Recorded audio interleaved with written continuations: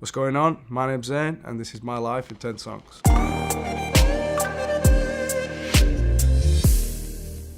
Yeah, so the song Donnell Jones, Where I Wanna Be. Where I wanna be, where I wanna be. One of my dad's favourite songs. Used to play it a lot. I remember I had like an old Microsoft computer at the time where you could like burn the CDs, and I would like steal my dad's CDs and go burn them on my computer, and I used to listen to that a lot. It's a song that inspired me to really want to start singing, I think, from a young age, and I feel like he taught me some cool things. My mum and dad listened to a lot of R&B music and great vocalists. I think it was the genre of music that I was first exposed to, so naturally I think it's just what I'm used to. Reminds me of my childhood. I just think it's the best kind of music too. I'm a little bit biased, obviously.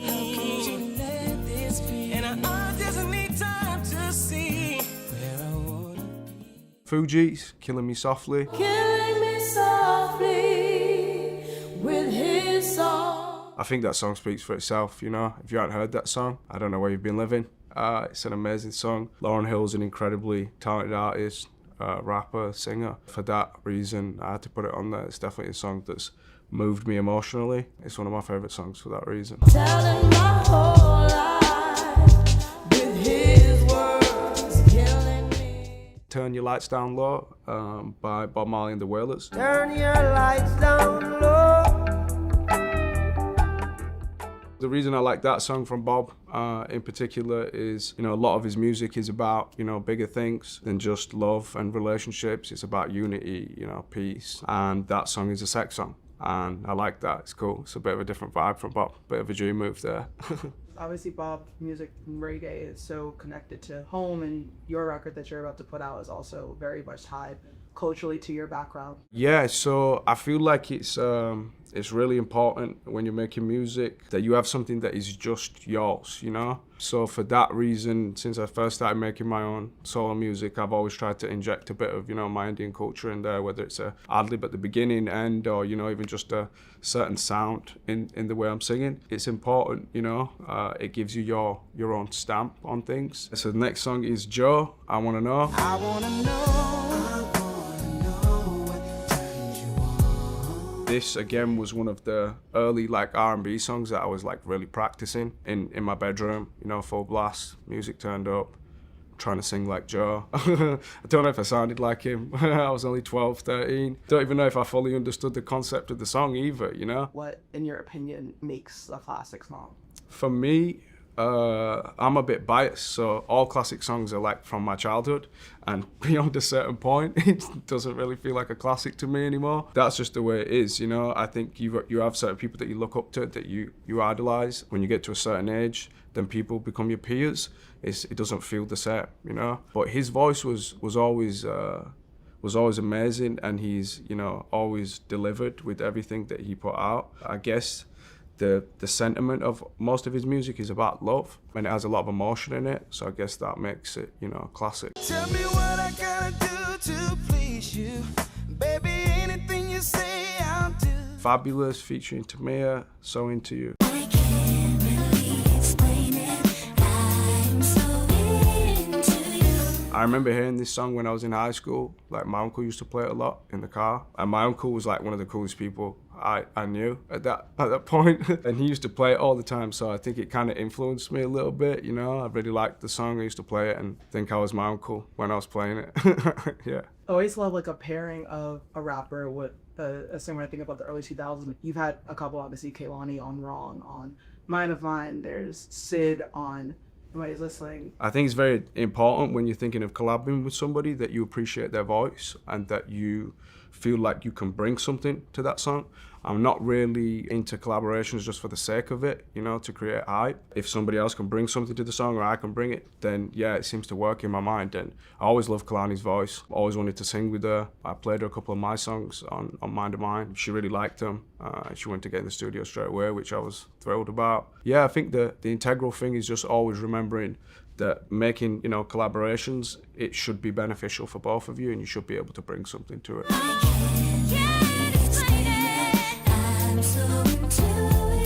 The Game, Dreams. In this 40 ounce, letting the ink from my pen bleed. Cause Martin Luther King had. I think it's one of the best songs from The Game, and I just like what he's talking about in that song, you know, his aspirations and, you know, his dreams that he wants to achieve. I feel like rap music being very like confident and, you know, self-promoting in that song, it doesn't really feel like that. It's not like he's flexing, he's just saying, this is what I hope for and this is what I aspire to. Yeah, so I like that song. It inspires me. The dream of Huey Newton, that's what I'm living through. The dream of Eric Wright, that's what I'm giving you. 50 Cent, Candy Shop. I take you to the candy shop. I let you the lollipop. Again, it came out when I was in high school and it was just one of them songs that popped off. You know, everyone was listening to it. It was a jam. 50s, a legend. I feel like there's a lot of songs of his that I could have put on this list, but that's like one of my favorites from him for sure. I did hear that he said some cool shit about me in an interview at one point. I wasn't sure exactly what it was. I didn't know if he said he was going to sign me. But, you know, it's still on the cards, never say never. If this shit falls through, I'll hit 50 up and ask him if he wants to sign me as a rapper. That would be fun. Go ahead, girl, don't you stop. Keep going till you hit the spot. Whoa. So the next song is Lil Wayne, Lollipop.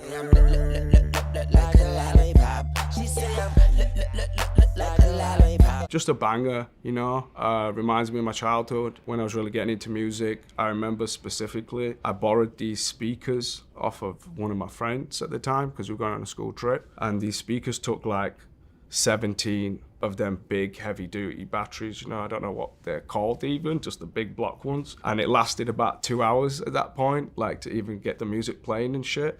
Yeah, I remember just playing Lollipop the whole way, like on this school trip on the coach.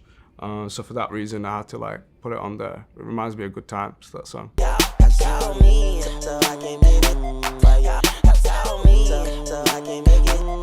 What do you remember about working with Wayne on the Pillow Talk remix? It was really weird actually how that came about. I didn't even reach out to him or anything. We released the song and he reached out to me and was like, can I do a rap on that song? And I was like, yeah, of course you can, you fucking Lil Wayne, you know what I mean? And he did it real quick too. Like he was fast and real professional. I think got it back in like 2-3 days. He was super excited about it. So it made me excited because I'm a fan of him. I liked what he did on it. It was cool, gave it a bit of an edge. Just something to do and there's nothing to do. We so ugly and cute, but the love is the proof. Never chucking the deuce, never coming to lose. Woo. Back to Black, yeah, Amy Winehouse. We only said goodbye with words. I died 100 times. Amy Winehouse is a legend. There's so many songs you could put of hers on this list. She just got an insane voice. I always really felt the emotion from her lyrics and, you know, vocal delivery. And she was just a real artist, you know. She kind of lived on the edge and did crazy things. And her art speaks for itself, I feel like. You go back to her and I go back to... Yeah, so the next song is Tupac, Fuck All Y'all. Fuck all y'all. It's probably one of my favorite songs. I think it's pretty self-explanatory, you know. Sometimes you need a bit of self-confidence in things and you need to be able to turn the noise off that's coming in at you from different ways. And Tupac put it very profoundly and said, fuck all y'all.